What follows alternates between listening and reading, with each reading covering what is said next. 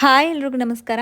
ಶನಿವಾರದ ವ್ಲಾಗ್ನ ನಿಮ್ಮ ಜೊತೆ ಶೇರ್ ಮಾಡ್ಕೊಳ್ತಾ ಇದ್ದೀನಿ. ಆ್ಯಂಡ್ ಇವತ್ತು ಬೆಳಗ್ಗೆನೇ ಆರಾಧ್ಯ ಅವ್ರ ಸ್ಕೂಲಲ್ಲಿ ಪೇರೆಂಟ್ಸ್ ಮೀಟಿಂಗ್ ಇತ್ತು. ಸೊ ಮೊನ್ನೆ PT2 ಎಕ್ಸಾಮ್ ಆಗಿತ್ತು, ಹಾಗಾಗಿ ಅದರ ರಿಲೇಟೆಡ್ ಮೀಟಿಂಗ್ ಇತ್ತು.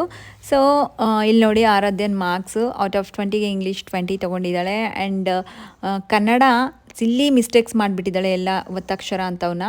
ಸೊ ಔಟ್ ಆಫ್ 20 17 ಬಂದಿದೆ. ಆ್ಯಂಡ್ ಮ್ಯಾಥ್ಸ್ ಆ್ಯಂಡ್ EVS 19 ಎಲ್ಲವೂ silly mistake. Last time term 1ನಲ್ಲಿ ಮ್ಯಾಥ್ಸ್ ಆಗಿರ್ಬೋದು, ಕನ್ನಡ ಆಗಿರ್ಬೋದು 40 ಔಟ್ ಆಫ್ 40 ಸಿಂಗಲ್ ಮಿಸ್ಟೇಕೂ ಇರಲಿಲ್ಲ.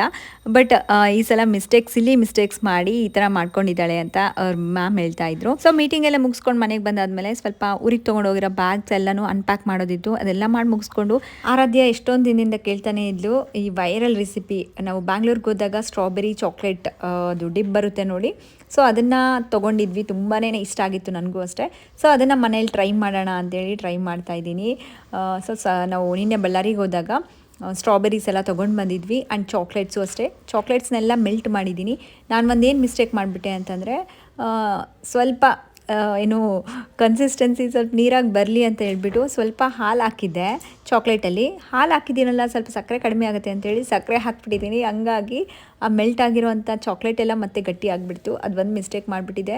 ಸೊ ಮತ್ತೆ ಇನ್ನೊಂದು ಸಲ ಟ್ರೈ ಮಾಡಿ ನೋಡೋಣ ಯಾವಾಗಾದರೂ ಅಂತ ಅಂದ್ಕೊಂಡ್ವಿ. ಆ್ಯಂಡ್ ಈ ವಿಡಿಯೋ ಇಷ್ಟ ಆಗಿದ್ರೆ ಪ್ಲೀಸ್ ಲೈಕ್